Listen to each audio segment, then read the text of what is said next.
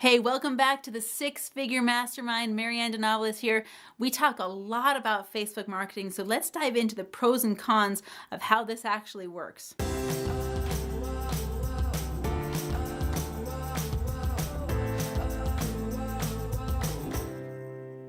Okay, Facebook. If you've spent any time trying to grow your business on Facebook, you've probably run into some hiccups, and there are definitely some pros and cons.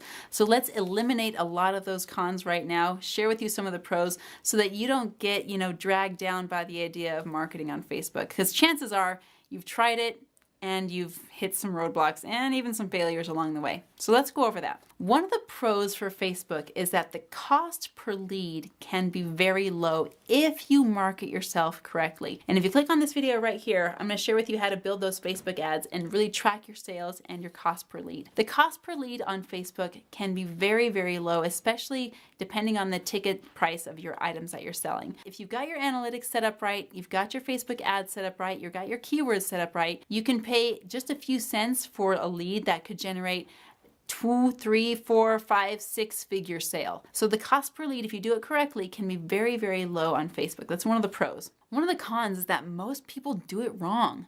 They don't know how to generate the cost per lead effectively. They usually spend way too much money on Facebook ads and not get any sales to show for it at all. So Facebook ads, Facebook marketings can be very, very confusing if you don't know how to do it correctly. And that's why we created this video series for you on creating Facebook ads that you can check out. Hit the subscribe button if you haven't already. I mean, you're going to want to check all of these things out, especially when it comes to Facebook ads, because you don't want to do it wrong. It's going to cost you a lot of time and a lot of money, and probably worst of all, it's going to jack up your mindset so that you leave a very powerful tool on the table. You definitely don't want to do that. The top reasons that Facebook marketing doesn't work is that people are inauthentic, they're ingenuine, and they don't do the work necessary to study up on Facebook marketing. Maybe some of their Facebook ads have crummy pictures. They don't bother to get lifestyle photography. Maybe they're, inauthentic in their marketing. Maybe they don't target their target market. Maybe they're not using the keyword search properly. There's a lot of negative drawbacks to that. And then, like I said, if you don't do it right, it can be very, very discouraging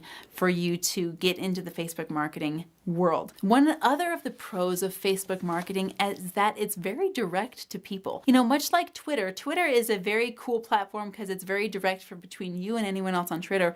Facebook is the same way. Facebook will allow people to go back and do their research, to do their homework. And now let's face it, if you've ever tried to look someone up, if you've ever tried to research a company, yeah, you've looked at their website, but you're also probably looking on Facebook too and doing your due diligence there. One of the pros and the cons is that Facebook can cause a very transparent barrier or a non-existent barrier between you and your clients. So whatever you're putting on Facebook, it's going to get seen. It's going to get exposed to your masses, to your public. So just be aware of what you're putting on Facebook. Be very, very conscious about what you want people to see. Be genuine and be trustworthy on that same note. One of the pros to doing Facebook marketing is that you've got social proof. You've got social proof. You've got likes, you've got comments. You've pretty much used Facebook as an open forum for conversation and feedback when they're using Facebook as that platform. That means if you've got a Facebook fan page out there and you've got these 5-star reviews and you've got a couple 1 or 2-star reviews, they're going to show, and they're going to have your other clients looking at that and reading it and figuring out why. So be very aware of how you respond to that negative feedback when and if it does come. I give an example. I have a friend who is running a business, and their business page has some pretty varied feedback. There's people that are giving the business 5 stars and just loving their product, loving their customer service experience. And then there was a time when my friend, this business owner, was having a really heavy struggle in their personal life, and some of their business suffered because they weren't able to be on point all the time. Now, some of those customers came in, and what do you think they did?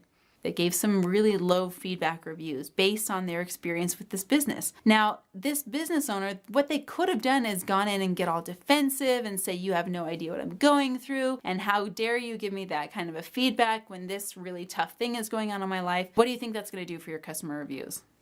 Not very much good. What this business owner did is they went in and publicly apologized to the person who was having the trouble. They went and publicly explained a little bit of what was going on. But guys, your customer doesn't really care. I mean, and I hate to sound callous, but your customer really doesn't care about all the personal struggles that are going on in your personal life behind the scenes. They just care about having a positive business interaction and getting what they paid for. And that's what you need to be aware of when you're talking with your customers, especially on social media. Yeah, you can say that this was a struggle, but that can't be the answer. That can't be the bottom line. Bottom line is you're committing to get your customers' problems solved right then and there as soon as humanly possible. So when you're offering that solution, feel free to offer it publicly on Facebook, but back it up with the real thing on the other end. So yeah, there's a lot of pros and cons to marketing on Facebook. The pros definitely outweigh the cons. You know, you've got 70% of the United States adult population using Facebook right now. You've definitely got a demographic that's not using it. So be aware of your demographic and where they're playing. But the pros definitely far outweigh the cons. Get in on Facebook, get in on the social media, get on the word of mouth, get in on the social proof, and rock your business online. So I hope that's really, really super helpful for you. If you have any questions about Facebook, about marketing, about ads, guys, post them below. We want to make videos to tailor to your needs. So hit the subscribe button, leave us your comments, and I'll see you tomorrow.